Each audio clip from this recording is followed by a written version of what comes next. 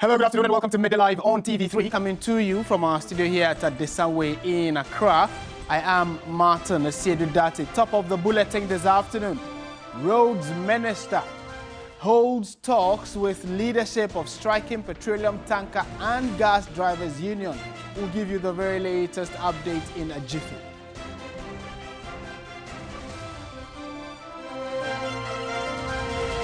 Also coming up, finance and housing ministers expected to appear before Parliament over recent floods in parts of the country that has recorded loss of lives. Later in business, Association of Bullion Operators Ghana call on the police service to impound soft-skin bullion vans in operation across the country. On the international front, asylum seekers and a charity win challenge against the UK government's Rwanda asylum plan.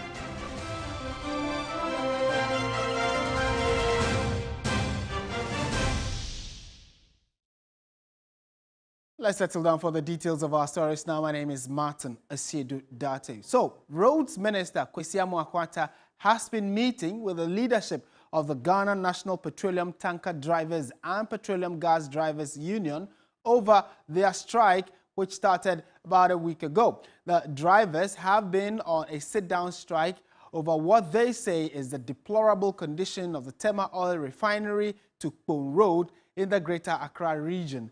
Members of the union load products from petroleum enclaves in Kumasi, Takoradi and Buipe. They insist on calling off the strike only when the deplorable roads leading to the depots that they load from are rehabilitated. And you recall that since this news broke, there have been concerns, especially from the drivers, that they are endangered, especially because of the content that they transport. So if the roads are bad, their lives and the lives of other pedestrians and road users are at risk, because if these vehicles tilt or fall on the side, it could be quite chaotic. So that's a meeting that has gone on the last few hours within the Tema Enclave. We'll be speaking shortly to George Quaining, who's been on the beat for this particular story since it broke, to get an update on. So George Quaining has joined us live. George, good afternoon. Thank you for joining us. Has the meeting ended and what has gone on so far? Martin, thanks for having me. Good morning. I'm coming to you live from Tema. And today actually is the fall of the strike by the petroleum tanker drivers. And the minister, Roads and Highways Minister Kwesi Amoah-Quattah, together with the Transport Minister Kwesi Amoah, visited the union today. And the union actually took them on a tour of the bad roads. Martin, I must admit that there's some sort of work going on that road. And according to the sector minister, that is not as a result of the strike. For him, the road has already been, given to a contractor. But what he admits is that the pace of work is very slow, and there are also some sort of, engineering challenges, and the fact that they want to get this work done once and for all. And so, with the union, they've seen whatever work is going on, but they want to see bulldozers on the stretch. According to, for them, they've seen precedents where, people are just giving lip services, failed promises. So they just can't allow the minister to go just by word of mouth. It's a reason we've come here to come to 25 to have a closed-door meeting. There was some sort of commitment from the minister, some timelines, and they want all these duplicated at the other four cited depots. We pay Kumasi and Takoradi. They want bulldozers there. That is when they can tell that, yes, the minister is really serious about fixing their poor roads. The meeting just Right. George, did you also get a sense of whether or not the minister or the two ministers who were there would go to Buipe and also the other specific depots where these items or products are picked from, or is just Greater Accra, and that should give them an idea of how the other roads are? Okay, so according to the minister, it's just a phone call away. It's just direction. Calling contractors, calling contractors to just do what exactly is ordering the contractor here to do in Accra, in Tema, to do same in all these other places. It's just a phone call away, and that is what assurance is given to them. And before this very meeting here, the minister said after touring all the bad roads, he was actually going to meet the union after that. But that very conversation was actually being held along the road And the union got furious about it. It's a reason we moved from that very end to come here to have the real meeting. So, Martin, whatever comes out of this very meeting, we'll give you the update. Okay, so George, hold on briefly for us. We know that the minister has also been speaking specifically on what his thoughts are on this current development. Let's listen to him, then we'll come back to you to wrap this up. And the contractor, Muamubel Kanukra, contractor no is on site, except say, Sebikafra, Yan Kanukra, a human is slow, now and cock senior more. Na yansu yake say yehunu they say o twe bibi fisro na ma na bibi krem so me person munya awreshemu say this road has not been abandoned by. All right, so that Kwesiamu Akwata, the minister in charge of roads in Ghana, and a brief translation of what he said is that the drivers already know that there's a contractor on site. The pace of work may not be as quick as they would expect and as government would expect. However, they know that it's going to happen. And then you use the proverb, if you're pulling something and it's not coming, it probably simply means something else is holding it up. So, George, in wrapping this up, what are the drivers saying? Are they calling off the strike immediately?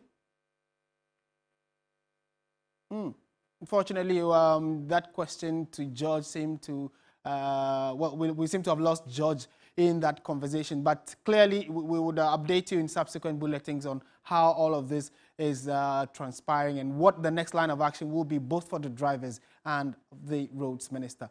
You're still watching Midday Live on TV3. We're staying on the subject matter though, because the gas station in Kumasi, or gas stations in Kumasi, are yet to experience a shortage in the liquefied petroleum product. Strike by tanker drivers have caused some shortages in some parts of the country, but we are told that in the Ashanti region, that is yet to be felt, the shortage I mean. And we are swinging now to the Ashanti region to speak to William Evans Inkum, who has also been gauging, monitoring this particular development for us. Mr. William Evans Inkum, good afternoon to you. What's the situation? What can you report? Some of the gas filling stations have stock, but the fear of they having a depleted storage, I mean, it's very high because, I mean, some of them that we spoke to are engaged, they said that they only received stock not too long ago, but it has a lifespan, and they are only praying that this whole thing doesn't prolong. There are few of the gas filling stations who are also almost running out of stock. So if we continue to see what we are saying, then in the next couple of days, if the situation is not addressed, then we are going to see a different picture as far as the various gas stations in the Ashanti region is concerned, because demand for gas in the Ashanti region is very high. Almost every household uses gas. And if there's going to be a shortage, then the consumers are going to feel the full pinch of that. But they're only praying that there should be some level of understanding so that the truck drivers can also bring in more stock as they fear of a depletion. Right, and William, here in Accra, we have actually seen for ourselves and can tell the extent of, you know, the damage that these roads have done to the trucks that these drivers, you know, ply or use for their business. What's the situation in Kumasi? Are the roads as similarly bad as what we have here in Accra?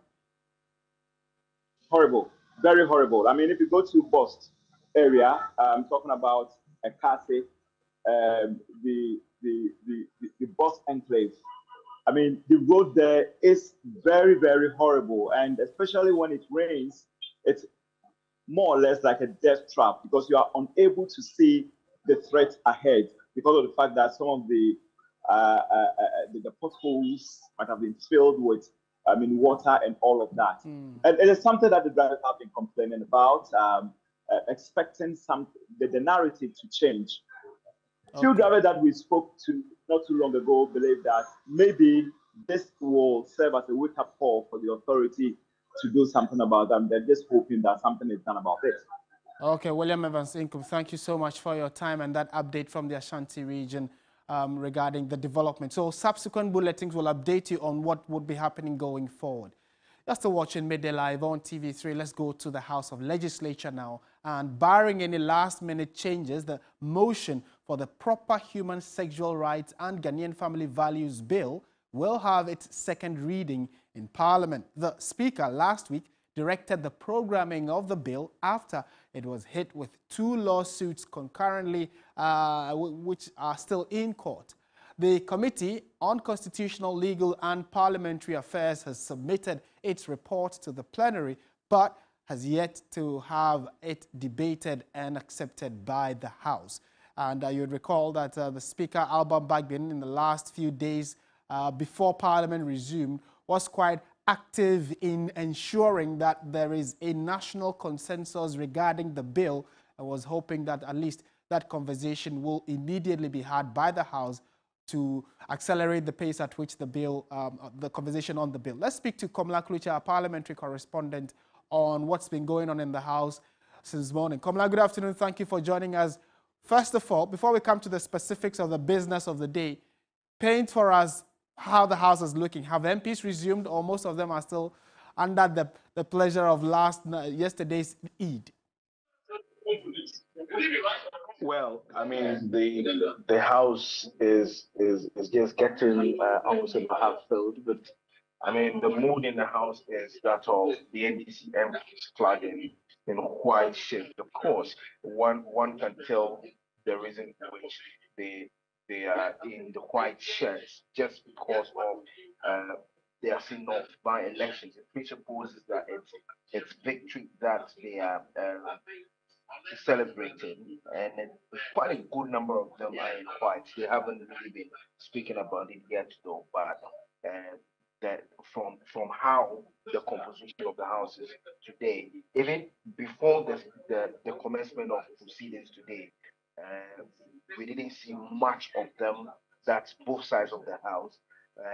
And then just about some 30 to 45 minutes ago, the NDC MPs moved in, and almost all of them are in white shirts, just to signify this. But the other side, yes, a good number of them have also reported to the chamber for business of the day to go on. Though, in terms of the Eid, I'm not too sure that can be linked to the Eid, but I mean, from the side of the NDC MPs, it presupposes that it's purely out of the by-election victory that their party secured in Nassau by-election.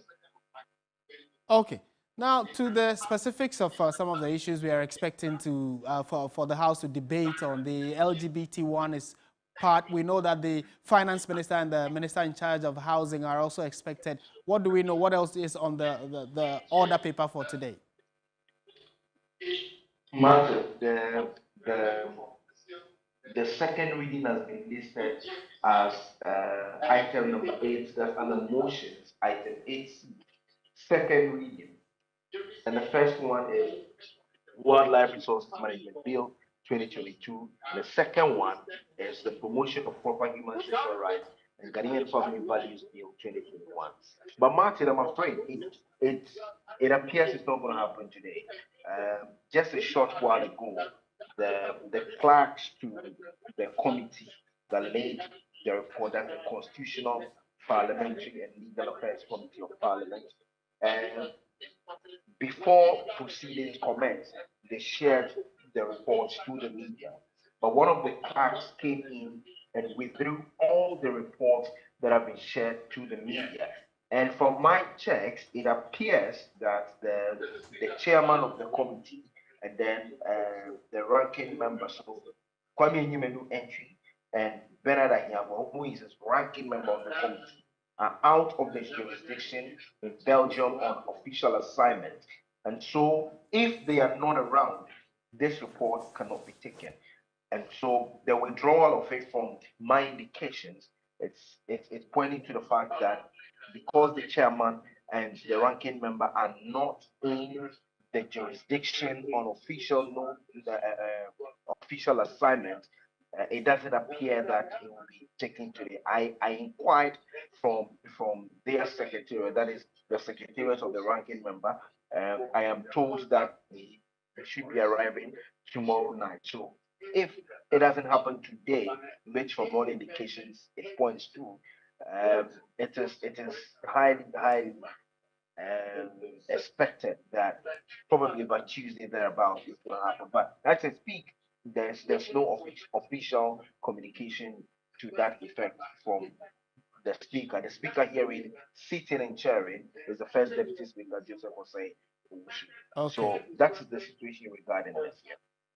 Okay. All right. Komla Kruche, thank you so much for those quick updates from the House of Parliament, and subsequent bulletins will update us on what other major issues were discussed on the floor. We're staying on the subject of the LGBTQ bill in Parliament because the Coalition of Muslim Organizations, COMOG, is urging all 275 parliamentarians to vote in support of the bill when the time comes. In a statement, COMOG also urged the Muslim community to keenly follow the deliberations on the bill in Parliament. We know that the leadership of the Muslim community have actually been quite loud or vocal about this particular development. Sheikh Ayub Ofosuhene Asare is Vice Chairman of the Advisory Council, Councillary of Coalition of Muslim Organizations, Ghana, COMOG. Sheikh, very good afternoon to you. Thank you for joining us. Good afternoon. Welcome. How much of an interest does this come to the COMOG group or as an association? Have you read through the bill entirely and you seem to be supporting it? Why so? Why the reason to throw all your support behind it and asking MPs, all of them, to vote for it? Yeah, may Almighty God bless her. Yes, we believe we are Ghanaians and we have our way of life in Ghana, as we've been saying since from the onset that those who are seeking for this gay something to be accepted in Ghana, we made it clear in our tradition, everything that we do, we are Christians, we are Muslims, we are traditionalists, and it is something alien. So we believe every Ghanaian representing Ghana, like we made it clear that they've been researched. It tells that over 95% of Ghanaians believe that there should be a law against gayism, homosexuality, what have you. So if you are a parliamentarian, you represent the people, is that not it? You represent your people. And you have to repeatedly, I was on your network, and when all this thing started, I made it clear that when we say democracy, you want it clear, that is the meaning of government by the people, for the people, and other people. So if it is our desire, the whole Ghana, the chiefs, the tribes, and all, the religion, and what have you, alcohol to that, we say we don't need it. What if somebody compare that on us? And even in the saying that even in Europe, in the 60s, it was something that they didn't want. And they agitated. Those who were into that agitated, and they accepted that. But in Ghana, we don't do it. So if you are saying no, democracy, the meaning of it, to be truly read, and let people understand that majority of us, we believe it could be more than 99%. Who are those who making the noise? That's nothing in that. So we as Ghanaians, we appeal to them. If they are true Ghanaians and they represent them, and they should be up in us in court, that people will know who is a parliamentarian, who is in support of that. So that when the constituents are deciding, then they will know who to represent them. Okay. And I believe recently when they were having this by-election, one of NPP, one of the NPP parliamentarians, that Reverend, may God bless him, he made it clear that they are not in support of that. And he made it clear that the president is a Christian and the vice president is a Muslim. Right. And then those people, you know, that wanted to, the guy that they wanted to vote him in, he's also a Christian. Okay. And I believe the present one who has won there, the NDC man who won, he's also a Christian. Is that right? Yeah. Okay. Okay. They are Christians and they are Muslims and they are scripture says no. And our traditional ethics and everything says no. Who should be support of that? Absolutely. We are grateful for your time and thoughts on this subject. Sheikh Ayub, who is Vice Chair of COMOG, asking all MPs to support the anti-LGBT, so is the Proper Sexual Rights and Ghanaian Family Values Bill, which is in Parliament, and second reading is expected either this week or hopefully adjourned to next week. Okay, so we are going away from all of what's happening in Parliament and then go and talk about developments post-Asin North by-election. Court has adjourned the hearing to the 4th of July for lawyers of James Gyekye Quayson, who were moving a motion for stay of proceedings pending an appeal at the Court of Appeal. James Gyekye Quayson is appealing against a High Court ruling to have his criminal case heard on a daily basis. The court, presided over by Justice Mary Nyanzu on Friday, the 23rd of June, dismissed an application by lawyers for Mr. Gyekye Quayson to have the hearing of the case varied. And you recall that the case, the judge that is, said that, well, they were going to give him a few days to go complete his campaign and election, well, the by-election that is, and then after that, we would have to come back to court for the hearing to commence. So today he was in court. They have filed an appeal. Let's listen to what, well, not necessarily his counsel, but a part of the team, Sammy Gyamfi, who is a communication officer of the NDC, spoke to the media right after the proceedings in court today. And we'll come back and get some other perspectives to this. You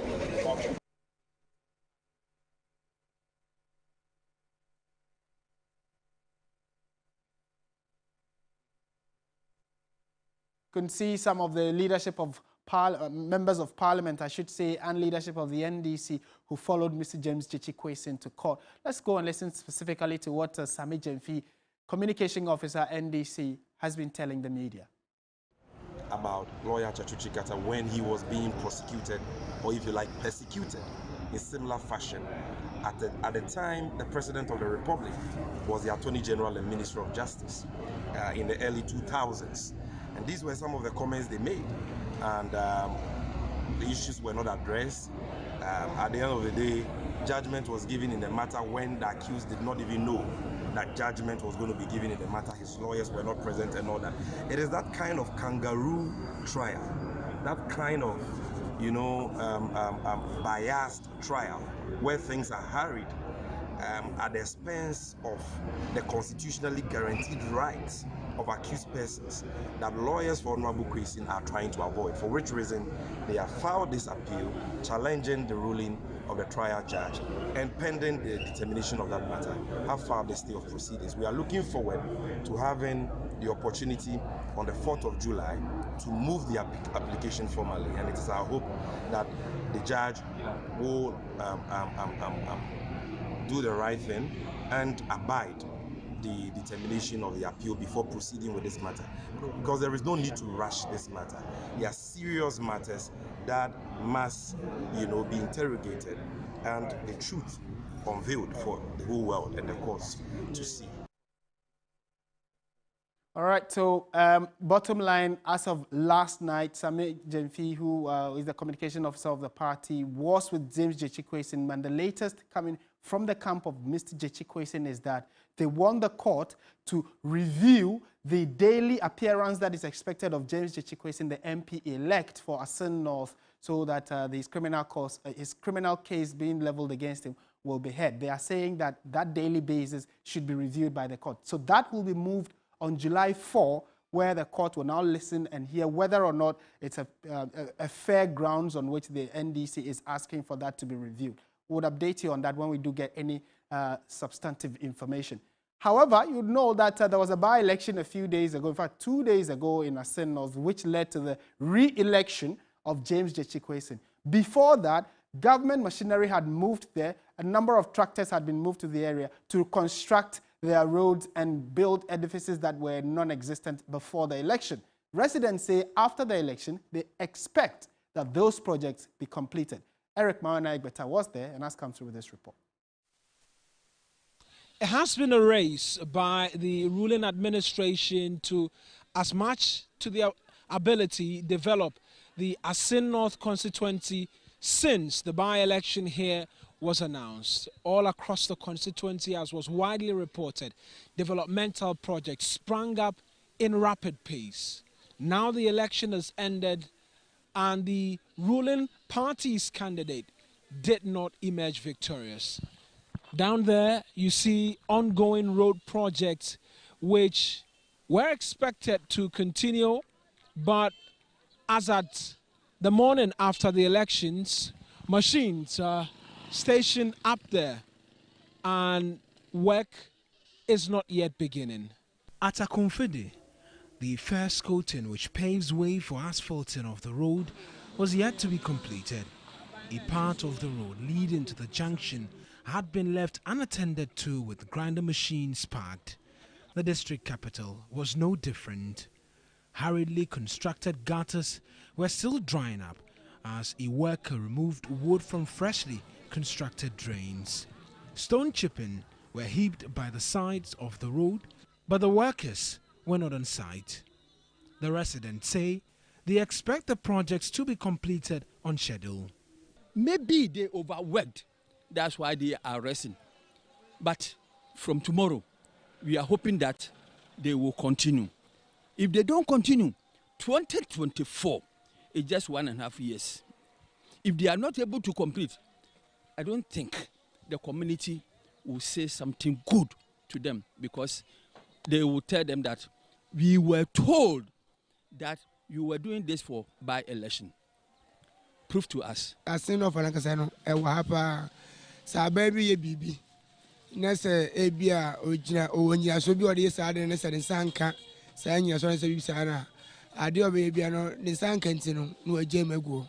Governments oftentimes do not see to the completion of their projects. It's because they were not rewarded in terms of votes. We hope you will be able to see to the completion of the projects. That's why am I?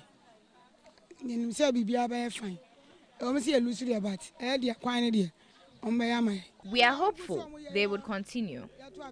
We may have lost the elections, but they would continue. Absolutely. This one, everything has ended and then they don't have any other option than to continue, because probably next year they will come soliciting for vote again. So if they continue this kind of project, that would prove to the people that this isn't for the vote, but rather for development. From the road to Asempanaye to Kushia, this recently constructed road is already beginning to develop potholes. The earthing are already becoming bare for some of the drivers who are plying the road. It's not really a busy road, and so for it to begin to show, according to residents, is concerning. But they tell us that the contractors, per interactions with them, have revealed that they've packed the machinery aside to make way for the by-elections in the constituency, after which they would return and a second coating will be laid on this particular stretch of the road. Eric Mawina Egbeta, TV3 News, from the road of Asempanaye to Kushia. All right, so we'll see if all those will be done in due time. Away from all of that, the KNUST chapter of the Tertiary Education Workers Union of Ghana, TEWU, has said that failure by the university management to release members' dues to them will leave them with no option but to disrupt the academic calendar. Chairman of the TEWU KNUST branch, Charles Arthur, addressed the media after a new executive group of union members was sworn in. You know the labor balance, that if we are requesting for something and we are not getting, automatically members will say that there should be a shake-up. And shake-up, it has so many implications, it has so many interpretations. You understand? So it could be that we can strike. It could be that management will have to, through legitimate means, will have to listen to us. If they did not listen to us, we will still use a legitimate means to take our money, because the money is our own legitimate money. It's a money that has been deducted from our own salary as our membership dues to the union.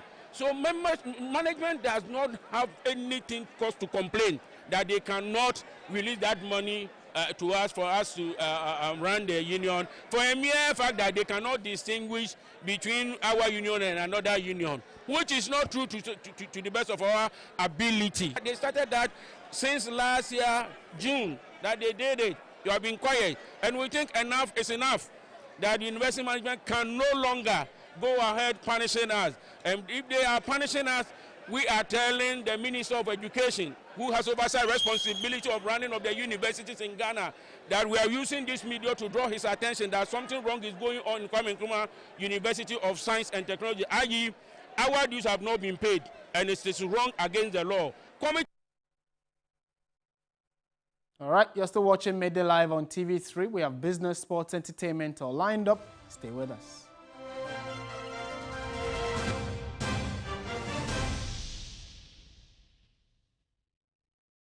Ladies and gentlemen, we're going to demonstrate to you the superior properties of Flamingo paint as compared to other paint brands on the market. We take equal quantities of Flamingo paint and this ordinary paint. We then dilute them with water. And now, let the test begin. The gentleman on the left is going to apply the ordinary paint, and the gentleman on my right will use the Flamingo superior paint. As you can clearly see, Flamingo has the obvious better hiding. Furthermore, Flamingo has painted a much larger area. You know, one bucket of Flamingo paint is equal to several buckets of any other paint brand on the market. Flamingo paint is made with superior formulation to give superior durability, superior hiding, superior coverage. Flamingo paint, simply superior. Mbesalisu, mazoya ola ozanende otela koeshe rumendima. Anshernema osan nyala banzora. Manyala ngoya nyosudu. Chikanin tama. Jimidi.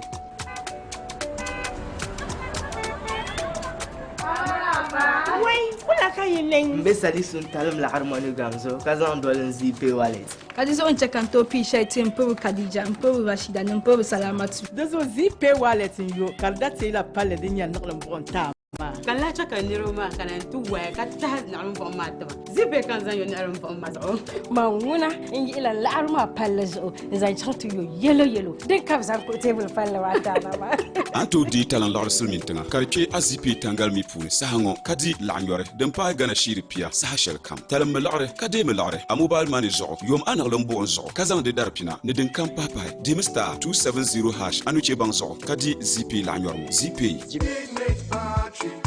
Your friend me keki me a taxi driver. Sawo kai titi taxi driver. Wa kona humi jie mu kra no. Me ano de na chija me na e futu kakra di jam nso ne se. Se e ba ne battery dia ke speed mate battery. Na no ne battery papa. You see this whole area, I'm the original chef to Kabarat. Na pe bia menya bia ma. One director no park was here. Last time the battery call off, me sorting out one time. Saka no battery ni bu adwuma all right. Nice one. Mention fake. Saka alaji. Okon cross course anyama bayi. Daro nyame no share me an. Oh, kahaji ayen to save you. And so share me and sorting it out with speed mate battery. And I just say, assembly na sem kogu ya. He say wa ja too much talk about 100. Me can full speed mate batteries. Head the amount. Minuanum. We hear battery papa dia. A speed mate battery. Uko rata moto say na accredited agent. We gonna have fun after bia. Ubenya biato. Battery papa no. Everybody knows Acrobato. And if you know Acrobato, it means you know M-Punch Homeopathic Clinic. M-Punch Homeopathic Clinic is my pillar. Let's hear what others are saying about M-Punch Homeopathic Clinic. Who will be careful M-Punch one? Chesena me ankasa me period na se problems wom ntina ma wo ho idea ma me papa chesena nya asem ketewa na me coin point no mo hwe me mogam no mo hwe bibia na so mo meduro me fire no ene ma won kra mienu hofro kwa na mkwan mu a eba head everything yourself me ma me no adwodwo eda ho a wontumi nante ene ne ko end point o mama nuru a ene ne ho eden a watimi asori anante. That's end point for you. Of Acrobato. Hello. Hey, ohwehwe what che? Okay. A free bra wo di end point wa dance. Me call you no. Me Johnson sema na enkoyie empeso na my emre nyina na magina sebema na me no be for there e ho na nyina jaresa. You heard everything. I have secret. M-Punch is my secret. M-Punch Homeopathic Clinic. I'm free.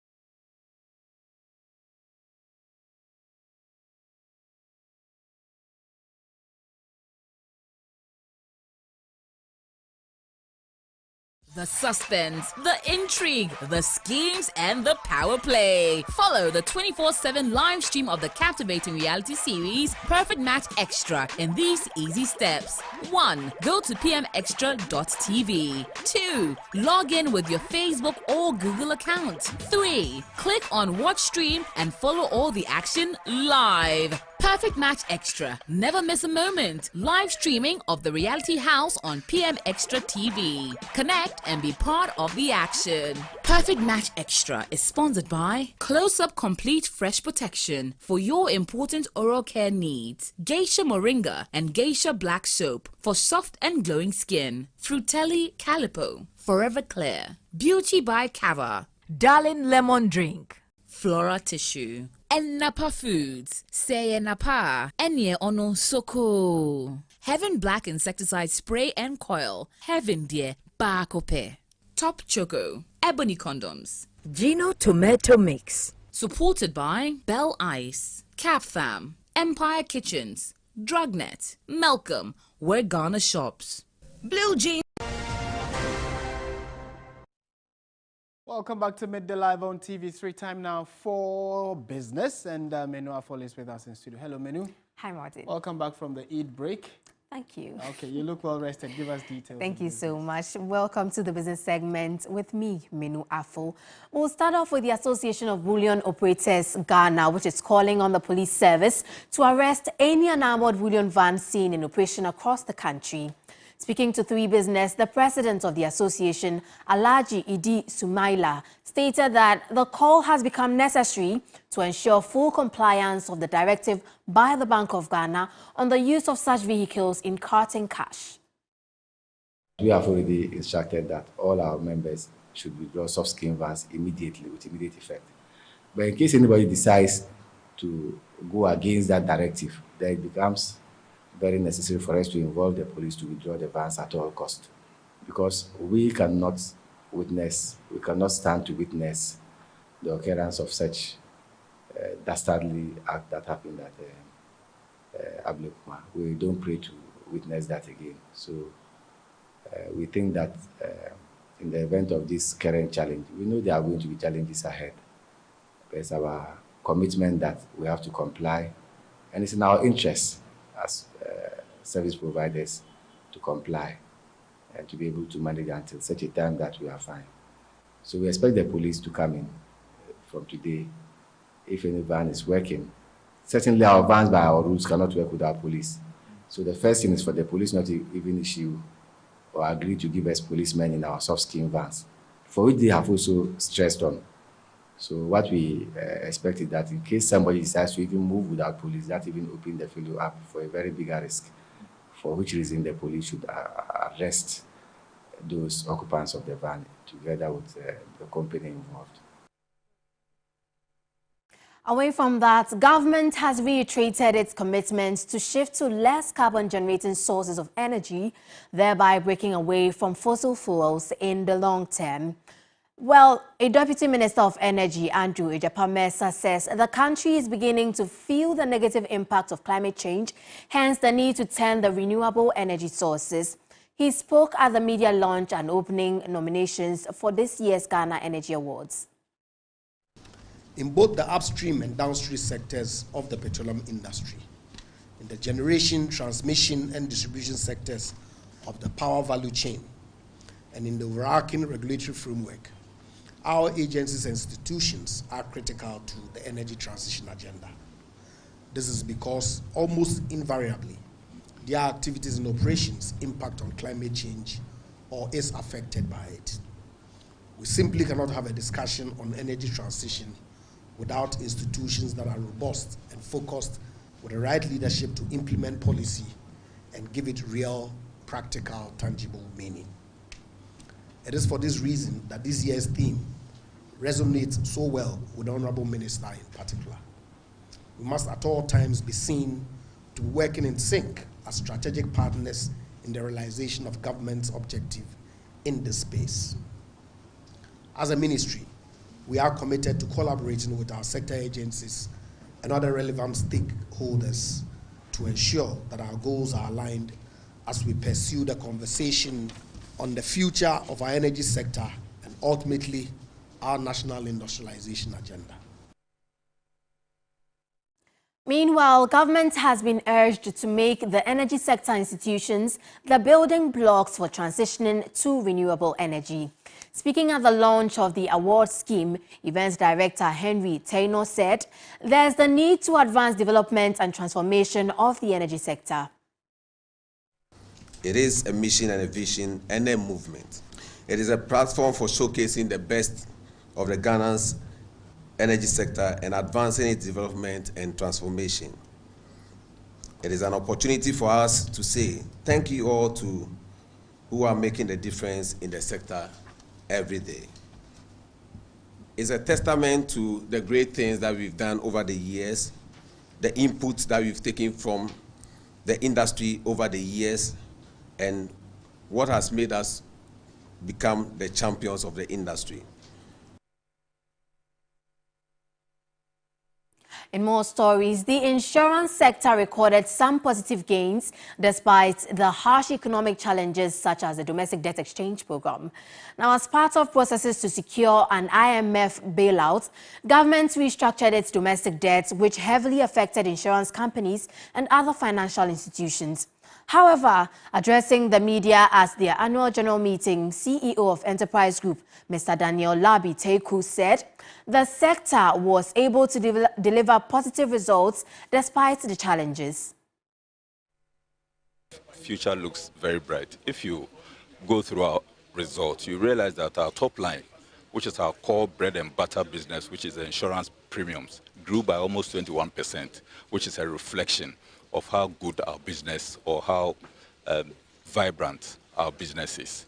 So in spite of the challenges that the debt exchange program brought to bear, we still were able to sail through and deliver reasonable results to our stakeholders.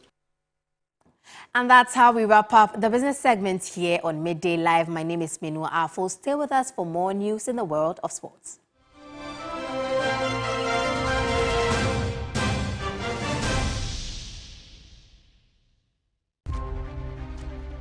The fishing industry in Ghana is of prime importance to the economy and the well-being of the people. Sadly, this critical industry faces a hidden threat that threatens its very existence and survival.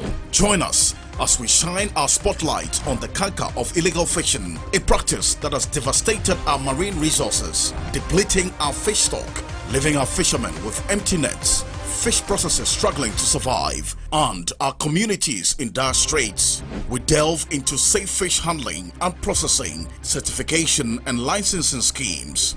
We focus our sharp lenses on child labor and trafficking in fishing communities to demand accountability and responsiveness from duty bearers. Join Three Foundations advocacy for Ghana's fisheries recovery through missions compelling and captivating advocacy. Keep an eye out on TV3.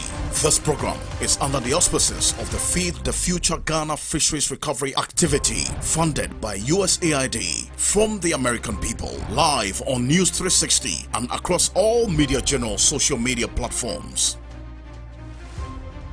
Ready, set, go! The 3FM Baby Fair is here. Parents, make it a family affair with fun photo booths for family shoots, kids arena for the kids to have fun, and so much excitement. This fair will be a one-stop shop for all childcare products, clothes, toys, child development products, and so much more for every child of every age. 3FM Baby Fair on the 7th July, 8th July, and 9th July 2023 at Marina Mall, Airport City, Accra. To be a part of the fair and exhibit your products and services as a vendor, please call 0244 405027 right now. The 3FM Baby Fair, your one-stop shop for all your childcare products. The 3FM Baby Fair is proudly brought to you by Marina Mall. 3FM, your urban lifestyle radio.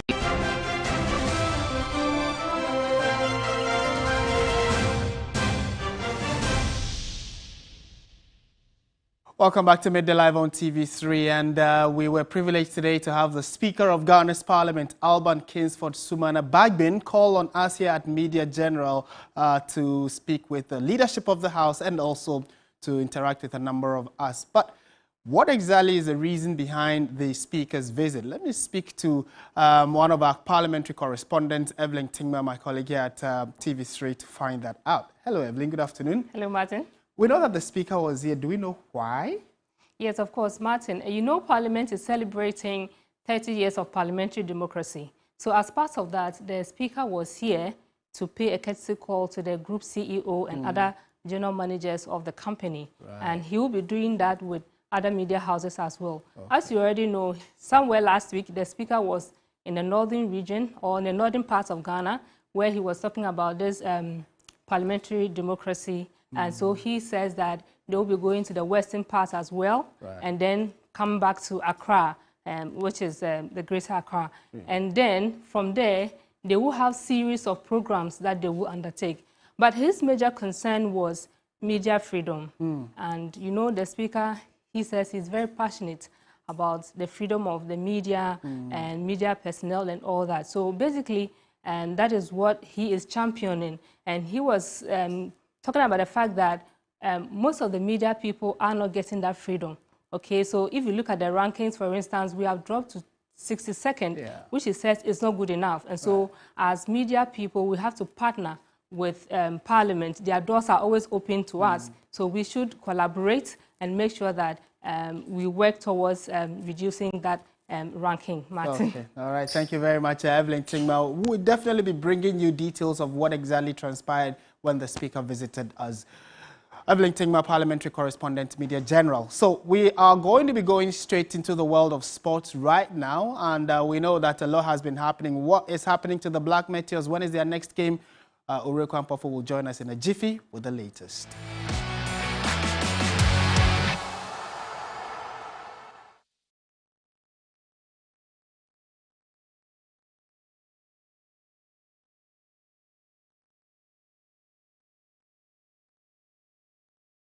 Ureku Ampofo is with us in studio. Maybe I have put the horse before the cat or the cat before the whichever. All right, so let's know what's happening in sports. Well, thank you very much. We'll start off with the Black Stars, but we will touch on the Black Meteors still. But first, the senior national team, that's the Black Stars. And in the latest FIFA rankings, the team have made slight progress by climbing one spot to reach the 59th position. Now, this positive advancement comes as a result of the unbeaten record since Chris Hughton took charge as head coach. The draw against Madagascar in the Africa Cup of Nations qualifier contributed to earning valuable points and surpassing their previous ranking of 60th. On the African continent, Ghana currently stands just outside the top 10, occupying the 11th position. Morocco holds the highest rank among African teams, with Senegal, Tunisia, Algeria and Egypt completing the top 5 on the continent.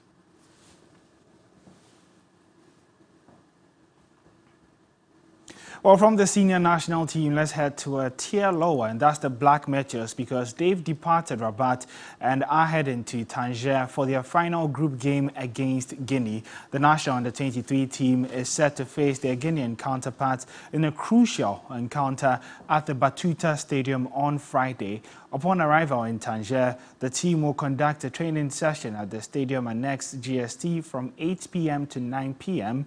Coach Ibrahim Tanko will then hold a press conference at the media center of the stadium, addressing the media between 7:30 p.m. and then 7:55 p.m. Securing a victory on Friday will propel the Black Meteors to the semi-finals of the competition.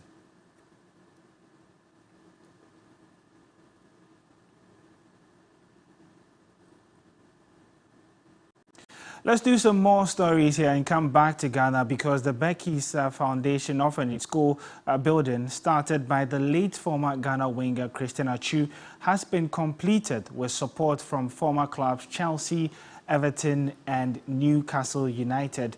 Achu tragically passed away in February following the devastating earthquake which struck Turkey and Syria. The former Chelsea winger had started the building of the orphanage school before his tragic passing, leaving the completion of the school in a state of limbo.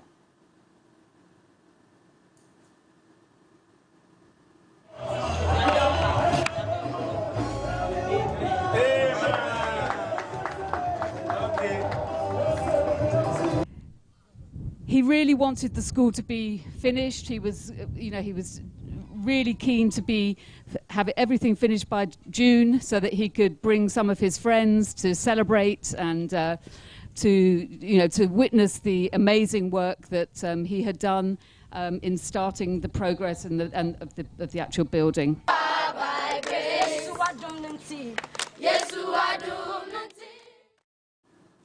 May the soul of Christian Atsu continue to rest in peace. Let's now do some transfer news. And Arsenal have agreed a £105 million deal to sign West Ham captain Declan Rice. The transfer breaks down as a £100 million initial fee plus £5 million in performance-related add-ons. Now, the structure of the payments are still being discussed between the two clubs, but Rice is now free to discuss personal terms and looking to have a medical at Arsenal.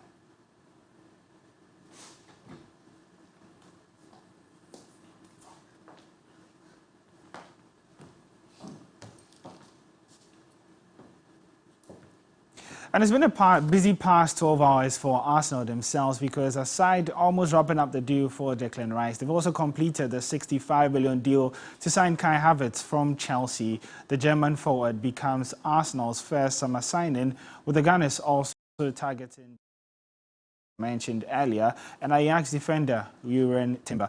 Havertz signed a long-term contract at the Emirates to spell the end of a 3-year season stint at rivals Chelsea.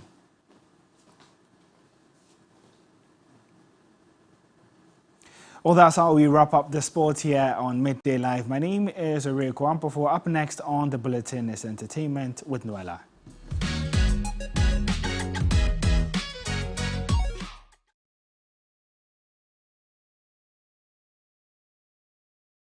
Okay, so that's it in sports. Let's find out what's happening in entertainment. I hope it's no more Yvonne Nelson and Sarkodie. Okay, right. So Noella is here to let us know what's happening in entertainment. Let's get into the details of some entertainment news here on Midday Live. My name is Noella Donko. Now, 48 contestants have been shortlisted after weeks of auditioning across the country in TV3's culture-oriented reality show, Ghana's Most Beautiful. Now, they will undergo 2 days of medical screening, after which 16 finalists will be announced to represent their regions.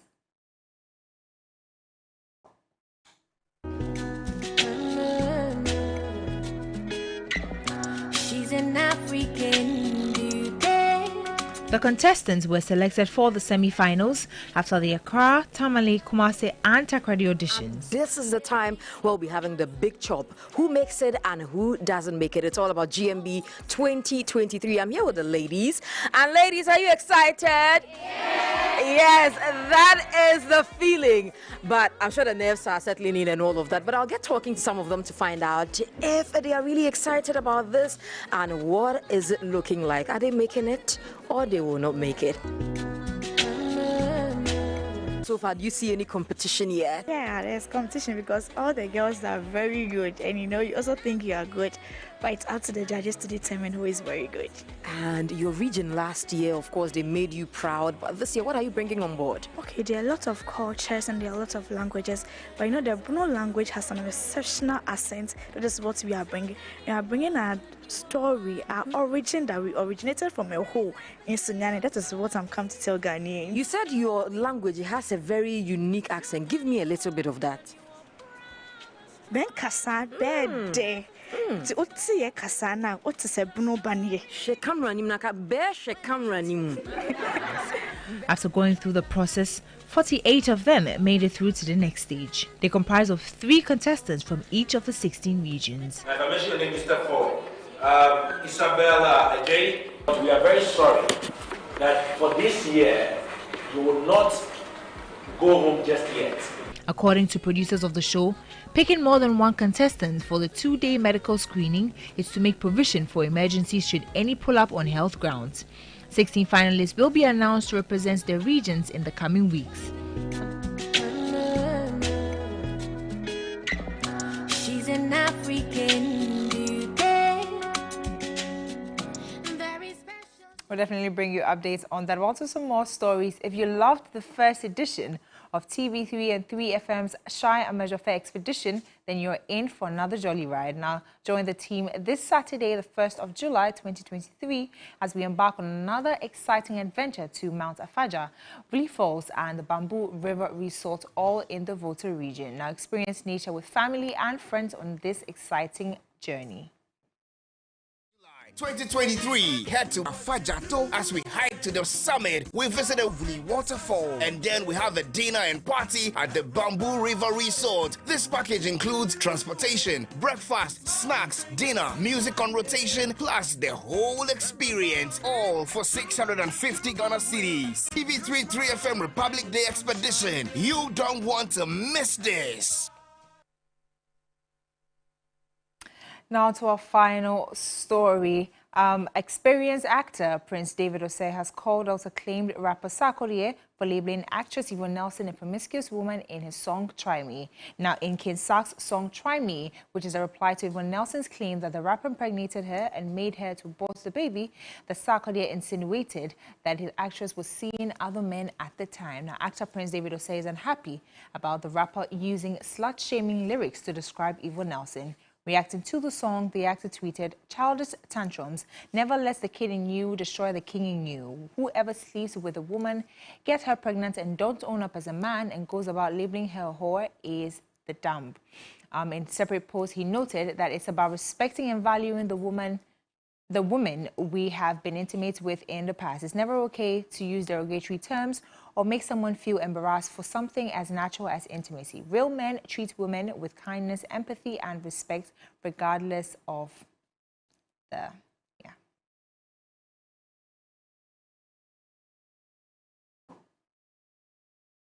And that's it for the entertainment news here on Media Live. My name is Noella Donko. Up next is international news.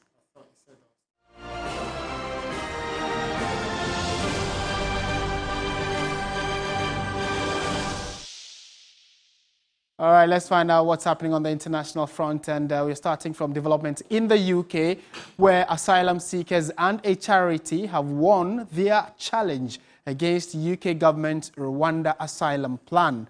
The government wants to send asylum seekers to the East African country, partly to deter small boat crossings. In December, the High Court dismissed a series of legal challenges to government's plan, which was because they thought that it was not in the right direction. But several individual asylum seekers and the charity Asylum Aid took the case to the appeals court. But the Lord Chief Justice agreed with the High Court's decision that Rwanda is a safe third country. Earlier this week, the Home Office published an economic impact assessment of the government's illegal migration bill, including the Rwanda plan. It estimated that sending a migrant to a safe country such as Rwanda could cost £63,000 more than keeping them in the UK. That's absolutely shocking.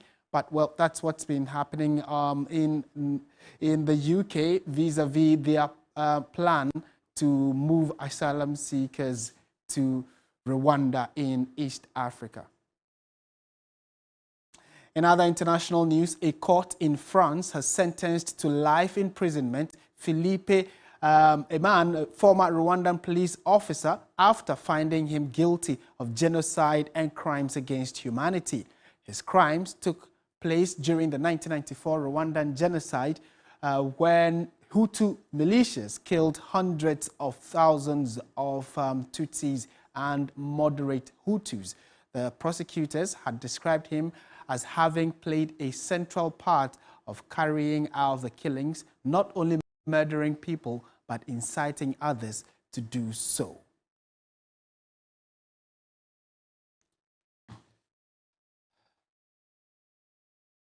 And that's it for the bulletin. Thank you very much for watching. My name is Martin Asiedu-Date. If you go to our website, 3news.com, you're guaranteed to get details of all these stories and several others. Have a good afternoon, and as always, stay positive.